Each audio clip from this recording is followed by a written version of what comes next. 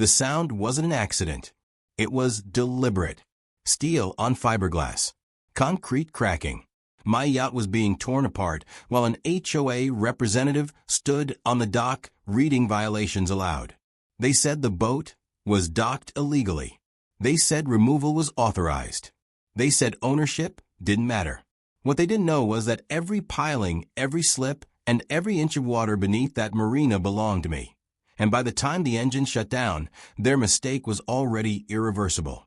Subscribe if you believe abusing power should come with consequences, because this story proves paperwork always beats entitlement. The marina was quiet that morning, the kind of quiet that only exists before something irreversible happens. Water lapped gently against the pilings, gulls circled lazily overhead, and the sun, reflected off polished hulls, lined up neatly along the slips. Everything looked exactly the way it was supposed to look. Orderly, calm, controlled. That calm ended with the sound of machinery. I noticed it from the parking area first, a low mechanical grind that didn't belong among sail lines and cleats. The noise cut through the usual marina ambience, sharp and wrong. As I moved closer, the source came into view, a demolition rig positioned at the end of the dock, hydraulic arm extended toward my yacht. Not inspecting it, destroying it. The yacht sat in its slip exactly where it had been for months, secured, registered, and maintained. It wasn't blocking access. It wasn't derelict. It wasn't violating any maritime standard that mattered. Yet the machine's claw pressed into the side panel, as if the decision had already been finalized long before I arrived. An HOA representative stood nearby, clipboard in hand, posture rigid. Reading from prepared notes like this was routine maintenance rather than destruction of private property. He spoke calmly, confidently, listing unauthorized docking, community marina rules, and noncompliance as justification for what was happening. I told him to stop. He didn't look at me. He continued reading. I stepped onto the dock, heart pounding now, not from fear but disbelief. I asked to authorize demolition. He finally turned then, irritation flashing across his face, and told me the HOA had approved removal after repeated violations. He said notices had been sent. He said enforcement was final. I asked him if he understood whose marina he was standing in. He dismissed the question immediately. He told me the marina was a shared community asset. He told me ownership didn't override HOA authority. He told me to step back for my own safety. The machine lurched again, fiberglass splintering audibly this time. The sound was sickening, final in a way words never are. This wasn't a misunderstanding anymore. This was damage actively being done under the assumption of power. I told the operator to shut it down. The operator hesitated, looking between me and the HOA representative. The representative nodded firmly. The machine continued. I pulled out my phone and started recording. That got their attention. The representative told me recording wouldn't change anything. He said the HOA's legal team had cleared the action. He said if I interfered, law enforcement would be called. He spoke like someone used to resistance, collapsing under threat. But I wasn't arguing anymore. I was documenting. The dock beneath my feet felt suddenly different, no longer just a place for boats, but evidence of something much larger. I captured the registration numbers on the yacht, the machinery's identification markings, the HOA insignia on the representative's jacket, the marina signage that listed ownership details most people never bothered to read. The operator paused again. This time, I told him clearly that he was demolishing a vessel docked in a privately owned marina, and that continuing would expose him personally to liability. His face changed. Doubt crept in. He looked again to the HOA representative. The representative snapped at him to continue. That moment told me everything. This wasn't confusion. This was assumption layered on arrogance, backed by the belief that no one would challenge it in time. They thought the rules protected them. They thought the marina belonged to the HOA because it always had, because no one had ever corrected them.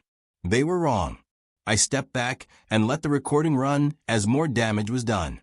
Not because I accepted it, but because stopping it physically would only complicate what was already unfolding. The law works best when allowed to witness mistakes fully. Within minutes, the demolition stopped on its own. Not because of me, because the operator refused to continue. He climbed down from the machine, said he needed clarification, and walked away to make a call. The HOA representative shouted after him, furious now, authority cracking as the situation slipped beyond his control. I stood on the dock, watching pieces of my yacht float in the water, the sun glinting off damage that never should have existed. The calm from earlier was gone, replaced by a heavy stillness that felt charged with consequence. I told the HOA representative again to leave the dock. This time, he hesitated. Because somewhere between the first strike and the last, he had realized something fundamental had gone wrong. The marina wasn't community property. And once that truth surfaced, nothing he had authorized would survive scrutiny. As emergency calls began and voices rose behind me, I knew this wasn't just about a yacht anymore. It was about who had the right to enforce rules, who actually owned the water they were standing on, and how far assumed power could go before it destroyed itself. I looked out over the marina, at slips I had purchased years earlier, at records filed long before the HOA existed, and understood with absolute clarity that this mistake would not be undone quietly. Because they hadn't just damaged my yacht. They had done it on my marina. The damage looked worse once the machine stopped. What had sounded violent from a distance now appeared surgical up close. Deliberate cuts tearing through fiberglass, railings bent inward, the hull scarred where it had been perfectly intact just hours earlier. Water carried fragments away slowly, as if the marina itself was trying to absorb what had just happened without drawing attention to it. The HOA representative regained his composure quickly. He straightened his jacket, stepped closer, and began explaining again, as if repetition might turn destruction back into procedure. He said notices had been sent. He said violations had been ignored. He said enforcement authority was clear. He spoke like someone reciting policy from memory, insulated from reality by the belief that rules existed independently of facts. I asked him to show me the notices. He said they were on file. I asked him to show me the deed. He said the marina was community-owned. That answer landed exactly where I expected it to. Assumption. The most dangerous word in enforcement. I walked him toward the end of the dock where a bronze plaque had been mounted years earlier, small and unassuming, listing the marina's registered owner. Most people never read it. They didn't need to. The HOA had existed so long that ownership had become myth rather than record. He glanced at it briefly and dismissed it. He said signage didn't override HOA authority. That was when I realized the depth of the problem. This wasn't a rogue action by one person. This was an entire system built on a false premise, reinforced over years by silence, convenience, and the absence of challenge. The HOA had never owned the marina. They had simply acted as if they did, and no one had forced the issue until now. I told him again to leave. He refused. He said law enforcement would settle it. I welcomed that. While he made his call, I continued recording, narrating the time, the damage, the parties involved. I documented the slip number, the marina name, the registration of the yacht, the posted harbor rules that clearly distinguished private ownership from community guidelines. The call ended quickly. He told me officers were on the way. His confidence returned in waves, bolstered by the expectation that uniforms would validate authority rather than verify it. I had seen that mistake made before. It rarely ended well. The marina filled with quiet observers. Slip owners paused mid-task. Dock hands stopped pretending not to watch. Phones came out discreetly. This wasn't gossip. This was instinct. People recognize when something irreversible has happened. When the officers arrived, they approached cautiously, eyes moving between the damaged yacht, the machinery, and the growing crowd. They asked who was in charge. The HOA representative stepped forward immediately, speaking fast, framing the situation before questions could form. Unauthorized docking. Repeated violations. HOA enforcement action. The officers turned to me next. I didn't argue. I handed them documents. Deeds. Marina registration. Harbor authority records. insurance certificates, everything dated, everything filed years before the HOA ever issued its first rule. The officers reviewed the paperwork carefully, then looked back at the representative, whose confidence began to thin again. One officer asked a simple question: who authorized demolition on privately owned maritime property? The representative hesitated. He said, the HOA board. The officer asked another question: under what authority? Silence followed. That silence did more damage than any argument could have. The assumption had finally met scrutiny, and it had nothing to stand on. The officers asked the demolition operator to remain on site. They asked the representative to step back. They asked me whether I wished to file a report. I said yes. The Marina shifted again, tension tightening as reality settled in. This wasn't an HOA matter anymore. This was property destruction, maritime law, and liability unfolding in real time. The representative tried to interject, but the officers cut him off, instructing him to remain silent while facts were established. I watched his authority collapse, not with outrage, but confusion. He had never imagined this outcome. He had believed enforcement was automatic, that the HOA's word carried weight by default. He had never verified ownership because he had never needed to. The system had protected him from doubt until the moment it didn't. As statements were taken, I stood on the dock looking out over water I had invested in, maintained, and insured for years. Every slip represented a contract. Every piling represented responsibility. None of it belonged to the HOA, no matter how confidently they had claimed it. The officers completed their preliminary assessment and issued immediate instructions. No further action was to be taken. No equipment was to move. No personnel were to leave until documentation was finalized. The representative objected weakly. The objection went nowhere. By the time the officers finished, the sun had shifted position, shadows stretching across the marina like a quiet reminder of time passing, without regard for authority or mistake. The yacht remained damaged. That couldn't be undone, but the assumption that had caused it was already being dismantled. As the officers prepared to leave, one of them looked at the representative and explained, carefully, that HOAs do not have jurisdiction over privately owned marinas unless explicitly granted. He suggested legal counsel be contacted immediately.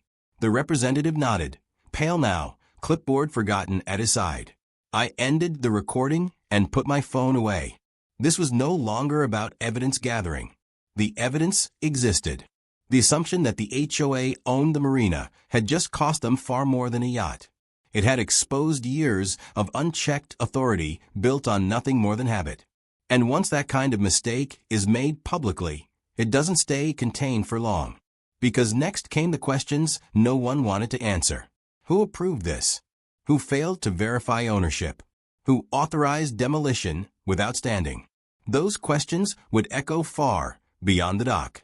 And the marina, silent once more, would become the place where an HOA finally learned the difference between enforcement and ownership. The officers left the marina quieter than it had been before they arrived. Not calm, not settled. Quiet in the way places become when everyone present understands that something has shifted permanently. Conversations dropped to murmurs. Dockhands avoided eye contact. The HOA representative stood near the end of the pier, phone pressed to his ear, voice low and urgent. I stayed where I was. There was no reason to move. The marina had become a fixed point in a story that was no longer unfolding on the dock alone. What happened next would happen in offices, archives, and databases where authority is measured not by tone, but by record. I went home and pulled every file. Not just the marina deed, but the entire chain of ownership.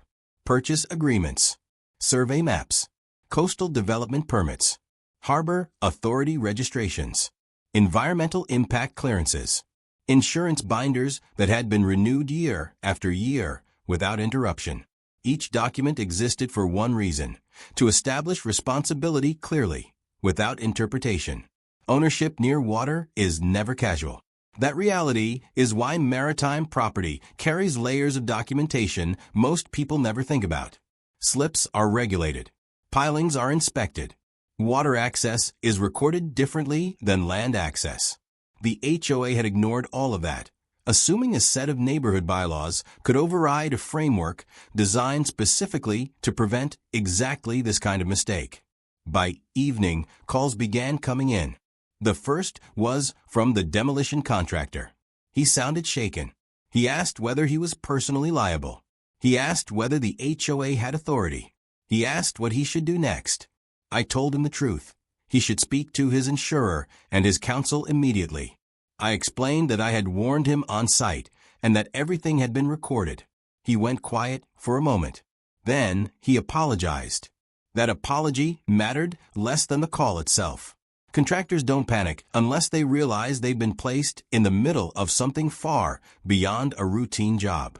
The HOA had put him there without verifying a single foundational fact. The second call came from the Marina's harbor master. He had already heard. Word travels fast along the waterfront, especially when machinery is involved where it shouldn't be.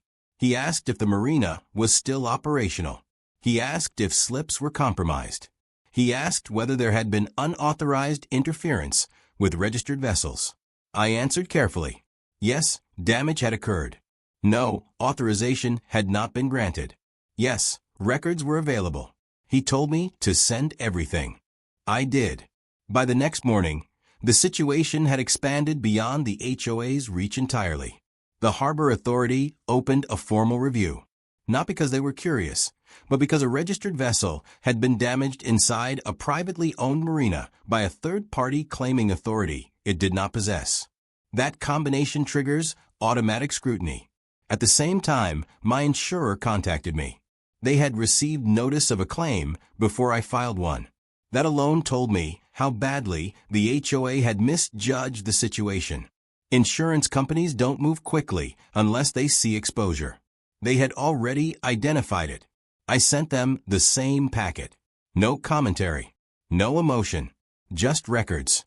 By mid-morning, the HOA issued a statement to residents.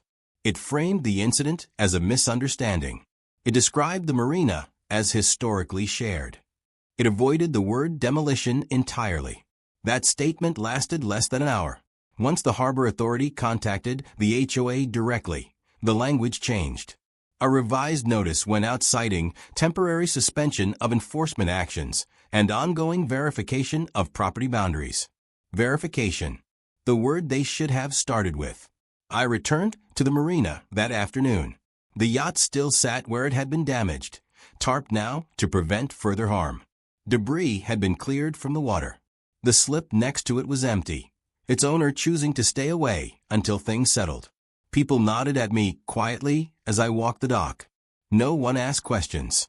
Everyone understood that answers were coming whether they wanted them or not. The HOA representative was gone. In his place stood two unfamiliar faces, both in suits, both taking notes, both careful not to cross certain lines. Legal counsel had arrived, not to fix the mistake, but to contain it. They didn't speak to me. They didn't need to. By that evening, the first formal request arrived. The Harbor Authority wanted a sworn statement. The insurer wanted confirmation of law scope. The city wanted clarification on demolition permits. I provided everything. One by one, the assumptions collapsed under documentation that did not bend. The HOA had never owned the marina. The HOA had never been granted authority over docking. The HOA had never verified any of it. Worse, they had acted affirmatively, ordering destruction, based on that false belief. That distinction mattered legally. Mistakes can be forgiven. Negligence can be penalized. Unauthorized destruction is something else entirely. The next morning, news vans appeared near the marina entrance. Not because I called them, because someone else did. Once public agencies become involved, silence becomes impossible.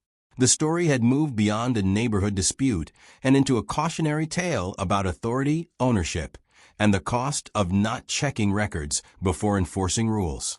I watched from a distance as cameras rolled, careful to stay out of frame. This wasn't about attention. It was about accountability. By the end of the day, the HOA board called an emergency closed-door meeting. I knew what that meant. They weren't discussing what happened. They were discussing who would be responsible for it. Because when records surface, authority doesn't disappear, it points. And once pointing begins, the marina is no longer just a place where boats dock. It becomes the place where an entire HOA's assumptions finally met the truth. The emergency meeting ended without a statement, which told me more than any announcement ever could. Organizations only go silent when there is no version of the truth they can release without damaging themselves. The HOA had reached that point. Every explanation conflicted with a document. Every defense unraveled under record. The collapse began quietly. The first sign was the removal of signage. Overnight, the HOA's marina rules disappeared from bulletin boards and dock entrances. Laminated sheets that had been posted for years were suddenly gone, as if they had never existed. The enforcement language vanished first. Then the logos. Then the references to community ownership. It was an attempt to erase history. But records don't respond to erasers. The second sign came in the form of insurance notifications. Residents began receiving letters informing them that the HOA's insurer was reviewing coverage related to recent enforcement actions. The wording was careful, non-accusatory, but unmistakable. Coverage questions mean risk. Risk means scrutiny. Scrutiny means someone is about to be held responsible. By midweek, board members stopped appearing in public spaces. Familiar faces at the marina, the clubhouse, the neighborhood paths were suddenly absent. Messages went unanswered. Emails bounced back with automated replies. Authority retreated behind counsel. That retreat didn't stop the process. The Harbor Authority completed its preliminary findings quickly. Their conclusion was direct and unemotional. The marina was privately owned. The HOA had no jurisdiction over docking, enforcement, or removal of vessels. No permits existed authorizing demolition. No emergency conditions justified immediate action. Those findings were forwarded to the city. The city forwarded them to its legal department. The legal department forwarded them to the HOA. Silence followed. Then the letters began. The first was a cease and desist, formally instructing the HOA to halt all marina-related enforcement activities immediately. It was redundant by that point, but necessary for the record. The second letter addressed liability for property damage. The third referenced potential violations related to unauthorized demolition. Each letter narrowed the space in which the HOA could operate. The marina itself became calmer with each development. Dock hands resumed routine maintenance. Slip owners returned cautiously. Conversations resumed, quieter but more deliberate. The sense of assumed control had evaporated, replaced by the understanding that someone had been enforcing rules they never had the right to enforce. I received another call from my insurer. They had completed their initial assessment. The damage to the yacht was extensive. Structural integrity had been compromised. Repairs would not restore the vessel to its prior condition. A total loss determination was likely. That determination shifted the stakes again. This was no longer about cosmetic damage or minor overreach. The HOA's actions had destroyed an asset valued in the 7 figures. Numbers like that don't sit quietly in spreadsheets. They force decisions. The insurer asked whether I had documentation of ownership and authority.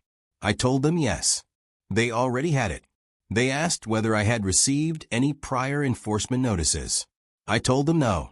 They had verified that too. The claim moved forward. That movement triggered another response. The HOA's counsel reached out. The message was short, neutral, and carefully worded. They acknowledged the incident. They expressed regret for any inconvenience. They requested a meeting to discuss resolution. They did not admit fault. They did not mention demolition. They did not mention ownership. That omission spoke volumes. I declined the meeting, not out of anger, out of clarity. This was no longer a matter for discussion. The facts were established. The damage was done. The process was underway. Any conversation at this stage would serve only one purpose: to limit exposure. I let the process continue without interference. Residents began asking questions publicly. Why had the HOA acted without verification? Why had demolition been authorized at all? Who approved it? Who failed to check ownership? Those questions reached the board through channels they couldn't close. Once residents start demanding answers tied to financial exposure, accountability accelerates. A special notice went out announcing an upcoming membership meeting. The agenda was vague. Recent Marina incident, insurance review, governance procedures. Those phrases were designed to soften impact, but no one was fooled. I didn't attend. I didn't need to. By the time the meeting ended, 2 board members had resigned. One cited health reasons. The other cited a desire to allow the HOA to move forward without distraction. Both resignations were effective immediately. That was the collapse.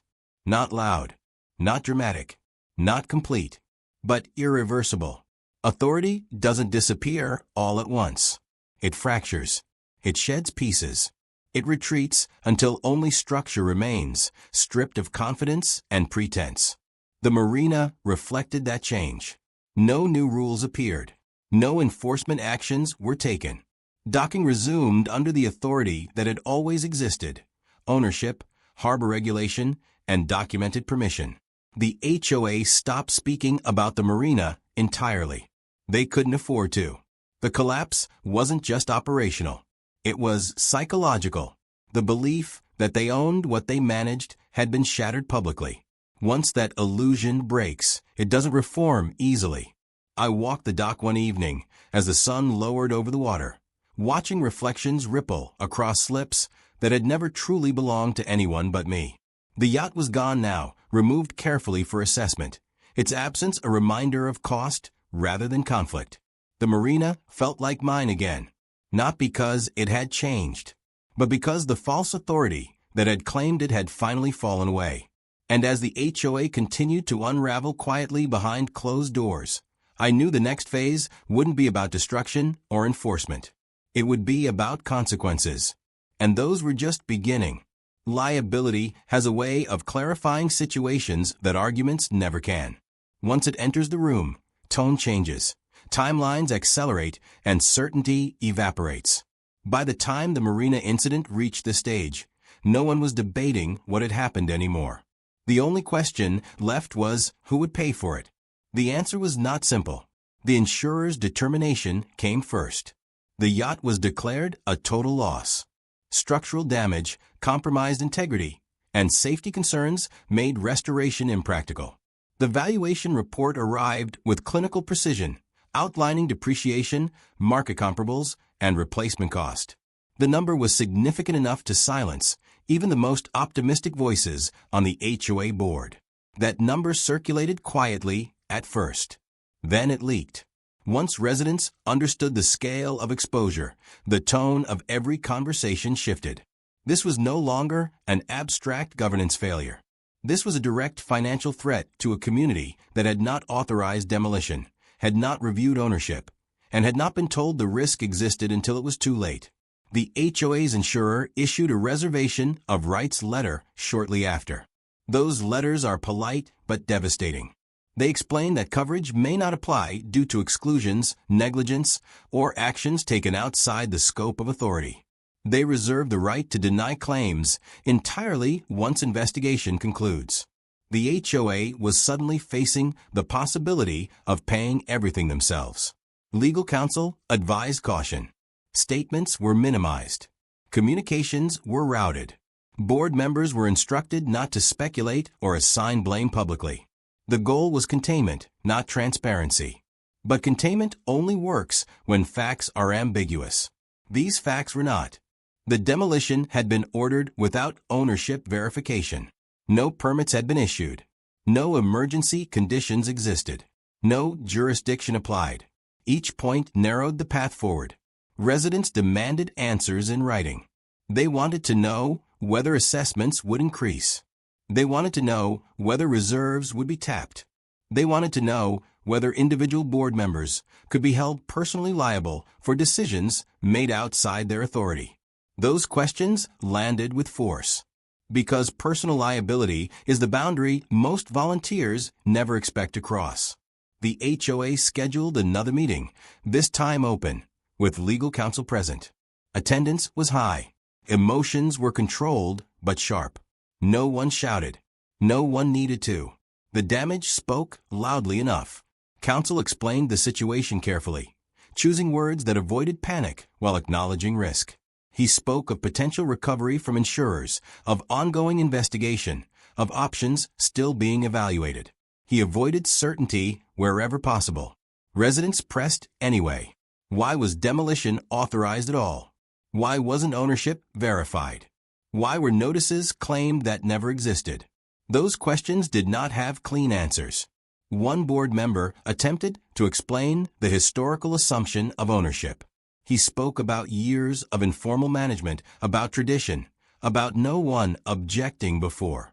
His explanation collapsed under the weight of a single fact. Tradition does not create title. The meeting ended without resolution. That outcome only intensified scrutiny. Within days, an independent audit was announced. Not because the HOA wanted one, but because lenders and insurers demanded it. Financial transparency became mandatory. Governance procedures were reviewed line by line. Authority boundaries were examined with a kind of rigor they had never received before. I stayed out of it, not because I was disengaged, but because my involvement was no longer required. The system was now correcting itself, driven by exposure rather than persuasion. Another development arrived quietly. The demolition contractor's insurer contacted mine. They were exploring subrogation. That meant responsibility was being traced backward through every party involved. Each link in the chain was being tested for negligence, misrepresentation, or reliance on false authority. The HOA sat at the center of that chain, exposed from every angle. The Marina, in contrast, returned to routine. Slips were occupied. Boats came and went. Maintenance continued. The absence of my yacht was felt, but not disruptive. Water has a way of absorbing loss without spectacle. The HOA's authority over the Marina was officially suspended. Not symbolically. In writing. The city issued a directive clarifying jurisdiction and prohibiting any HOA enforcement actions related to maritime property, unless explicitly authorized by the owner. That directive circulated widely among residents. There was no ambiguity left. The final shift came when a board member resigned publicly. Not quietly. In a letter sent to all residents, he acknowledged that assumptions had been made, that verification had been skipped, and that consequences had followed. He did not admit legal fault. He did not name names. But he acknowledged failure. That acknowledgement mattered. It changed the narrative from misunderstanding to mistake. Mistakes can be addressed. Misunderstandings can be dismissed. The HOA's posture softened after that. Communications became more transparent. Updates were issued regularly. Legal counsel remained involved, but no longer hidden. Residents were told what was known and what was still uncertain. Trust did not return immediately, but the HEMA raging slowed. The liability question remained unresolved. Insurers continued their investigations. Lawyers continued their negotiations. Numbers were recalculated. Options were weighed. The outcome would take time. But one thing was already clear. The HOA would never again assume ownership where none existed. The cost of that assumption had become too high. I walked the Marina one evening as lights flickered on along the docks, reflections dancing across water that had seen centuries of use and conflict. Boats moved quietly. Lines creaked. Life continued. The Marina did not care who claimed authority over it. It responded only to ownership, maintenance, and respect. Those truths had always been there, written into deeds and regulations that no one had bothered to read until they were forced to. The liability phase would end eventually, with settlements and signatures and exhausted relief. But the lesson would remain, because when power acts without permission, liability doesn't ask who meant well. It only asks who is responsible. And this time, the answer was no longer in doubt. By the time settlement talks began, the narrative had stripped itself down to essentials. There was no longer any debate about authority, ownership, or jurisdiction. Those questions had been answered decisively by records, insurers, and public agencies. What remained was arithmetic, risk tolerance, and the uncomfortable reality that mistakes at this scale do not disappear, they get priced. The first proposal came from the HOA's insurer. It was cautious, heavily qualified, and framed as a gesture rather than an admission. Partial coverage, limited scope, numerous exclusions. The kind of offer designed to test whether I would prioritize speed over completeness. I didn't respond. Not immediately. Silence is useful in negotiations, especially when the facts are not in dispute. It allows the other side to confront its own exposure without interference. It forces recalculation. Within a week, a second proposal arrived. This one included the demolition contractor's insurer as a participant. The language shifted subtly. Responsibility was being redistributed, not denied. Liability was being shared, not dismissed. The numbers moved upward, closer to reality, but still short of what the loss demanded. I reviewed everything with my counsel, not to posture, to verify. Every document was checked against the original records. Every clause was examined for future implications. Settlements don't just close cases. They define precedents. What you accept once becomes the benchmark for what you're expected to accept again. We countered calmly. No threats. No ultimatums. Just facts. The yacht was a total loss. The demolition was unauthorized. The marina was privately owned. The action caused measurable financial damage. Those facts did not change based on negotiation posture. The HOA board felt the pressure acutely. Reserves were being discussed openly now. Assessments were no longer hypothetical. Residents were demanding clarity about timelines and exposure. Every delay increased anxiety, and anxiety erodes confidence faster than any headline. The board's tone changed again. They stopped asking for leniency. They stopped framing the incident as a misunderstanding. They started asking how to end it. That shift marked progress. Settlement talks moved from email to conference calls. Then from calls to meetings with all parties present. Insurers, counsel, and representatives sat around tables discussing numbers that would have been unthinkable weeks earlier. No one raised voices. They didn't need to. The documentation spoke clearly enough. At one point, a board member asked whether rebuilding the yacht could reduce costs. The question was answered immediately by the insurer's assessment. Rebuilding would not restore value. Structural compromise meant permanent depreciation. Replacement was the only viable option. That answer closed the door quietly. Another question followed. Would I consider a confidentiality clause? I considered it carefully. Confidentiality protects reputations, not lessons. It limits public discussion, but does not erase public record. The harbor authority's findings, the city's directives, and the insurance filings already existed. Silence now would not undo those. I agreed to limited confidentiality, not to protect the HOA, to avoid spectacle. The goal was resolution, not humiliation. As talks progressed, the financial reality crystallized. The settlement would be significant.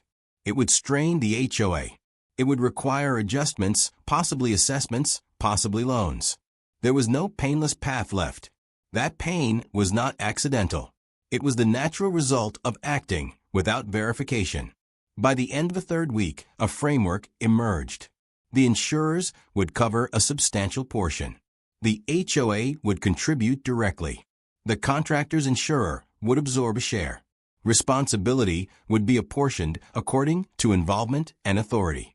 No single party would carry everything, but no one would escape consequence. The board requested time to vote. They needed consensus. They needed legal confirmation. They needed to explain the outcome to residents who had not authorized demolition and were now being asked to absorb its cost. That explanation would be difficult. But difficulty is not injustice. I waited. During that time, The marina continued operating normally. Boats came and went. Dockhands joked quietly. Life persisted with a resilience that made governance failures feel small by comparison.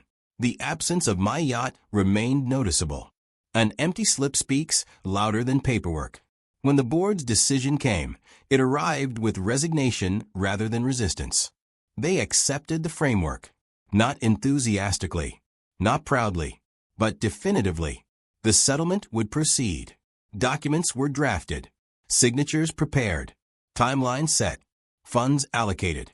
The matter moved from uncertainty to conclusion with a steady, unremarkable finality that only legal resolution provides. I felt no triumph, only relief. The purpose of accountability is not to win. It is to correct imbalance and prevent repetition. This settlement would do both. The HOA would survive, but it would not forget, because every future decision would now carry the memory of this one. Every enforcement action would trigger a pause, a verification, a question that hadn't been asked before. Do we actually have the right? That question is expensive to ignore. As I left the final meeting, the marina lay calm under a muted sky, water smooth and reflective. The dock creaked softly beneath my feet, familiar and steady. The settlement talks were nearly done. But resolution was not the end of the story. Because what followed, how the HOA changed, how authority recalibrated, how trust rebuilt, would matter just as much as any number written into an agreement. And that chapter was still ahead. The settlement did not arrive with relief so much as quiet exhaustion. When agreements are signed after weeks of pressure, the prevailing emotion isn't victory or defeat. It is acceptance. Everyone involved understands that the matter has passed beyond argument and into consequence, and all that remains is to live with the result. The HOA informed residents first. The message was longer than any communication they had issued in years. It acknowledged financial impact, outlined payment responsibilities, and confirmed that the marina incident had been resolved through settlement. It avoided dramatic language. It avoided blame. But it did not avoid reality. Assessments would increase. Reserves would be adjusted. Governance procedures would change. Residents reacted predictably. Some were angry. Some were resigned. Some were simply tired. What united them was clarity. For the first time since the demolition, there were no unknowns left. The cost had been calculated. The authority lines had been redrawn. The HOA could finally move forward, even if that movement was cautious and uncomfortable. The board changed again. Another resignation followed, this one explicitly tied to the incident. The departing member stated that new leadership would be better positioned to rebuild trust. No one argued. The statement was met with quiet approval rather than debate. The community was no longer interested in defense. It wanted stability. New elections were scheduled. Candidates ran on transparency and restraint rather than improvement and expansion. They spoke less about amenities and more about compliance, less about vision and more about verification. The tone of governance had shifted permanently, shaped by a mistake that had proven far more expensive than ambition ever promised. I noticed the difference almost immediately. Requests replaced demands. Questions replaced assumptions. Permission replaced enforcement. The marina became the clearest example. Where HOA representatives had once walked the docks confidently, clipboards in hand, they now stayed well clear of the water. Any concern related to slips or vessels was routed through proper channels. Emails arrived politely worded and carefully limited. The era of informal authority had ended. That change mattered, because authority, once corrected, tends to overcorrect before it stabilizes. The HOA had learned that proximity does not equal ownership, and it would not forget that lesson anytime soon. My insurer finalized payment shortly after. The funds arrived without ceremony, transferred quietly, efficiently, and conclusively. Financial loss had been addressed. Material damage accounted for. The empty slip no longer represented unresolved harm, only transition. I began planning for what came next. Not immediately. There was no rush. Waterfront decisions benefit from patience. Marinas are not places for impulsive replacement. Vessels take time to select, to commission, to integrate. I allowed myself that time, knowing that nothing meaningful had been delayed by waiting. The Harbor Authority closed its file officially. The final notice was brief, confirming that the matter had been resolved and that no further action was required. Their involvement ended the same way it had begun, quietly, efficiently, without commentary. That silence felt appropriate. The city updated its internal guidance. HOAs within the region were reminded of jurisdictional boundaries related to marinas and waterfront property. Enforcement protocols were clarified. Verification steps were emphasized. What had happened at my marina had become a reference point, not publicly named but internally understood. The lesson had traveled. Back in the neighborhood, normal rhythms returned slowly. Social events resumed. Committees met again. Conversations drifted away from the marina and toward ordinary concerns. People stopped lowering their voices when the subject came up. The incident transitioned from crisis to memory. But memory lingered. Not as embarrassment, as caution. I walked the docks one evening near the end of summer, the water reflecting warm light as boats idled in their slips. The marina felt settled again, not because it had changed, but because it had been returned to its rightful framework. Ownership, responsibility, respect. Those concepts are invisible when honored and disruptive only when ignored. The HOA's relationship with residents stabilized as well. Trust did not snap back instantly. It rebuilt slowly, through consistent behavior rather than promises. Every time the board chose restraint, credibility improved. Every time they verified before acting, confidence returned. That process would take years. But it had begun. I stood at the edge of the dock where my yacht had once been, looking out over water that had seen far greater conflicts than this one. The marina had endured storms, ownership changes, and generations of use. One HOA's mistake, however costly, would not define it. What mattered was what followed. The HOA had been forced to learn the difference between management and ownership, between rulemaking and jurisdiction, between confidence and competence. Those distinctions are not theoretical. They are enforced by law, cost, and consequence. As I left the marina that night, the docks creaked softly underfoot, a familiar sound that grounded the moment. Life had resumed its rhythm, altered but intact. The aftermath was not dramatic. It was corrective. And in that correction, balance had been restored, not by confrontation, but by accountability allowed to run its course. One chapter remained, not about conflict, but about closure. And that, finally, would bring the story to its end. Closure does not arrive with a sound. It settles in quietly, like calm water after a storm has passed beyond the horizon. By the time this chapter began, nothing urgent remained to be decided. No calls demanded answers. No letters carried threats. No meetings circled unresolved questions. What was left was acceptance, steady, unremarkable, and complete. The marina remained. That fact mattered more than anything else. The docks were unchanged in structure, the slips aligned exactly as they always had been, the pilings worn smooth by years of tide and touch. Boats came and went without hesitation. Engines hummed at idle. Lines tightened and loosened with practiced ease. Life along the water resumed not because it had been interrupted forever, but because it never truly belonged to anyone reckless enough to think they controlled it by assumption alone.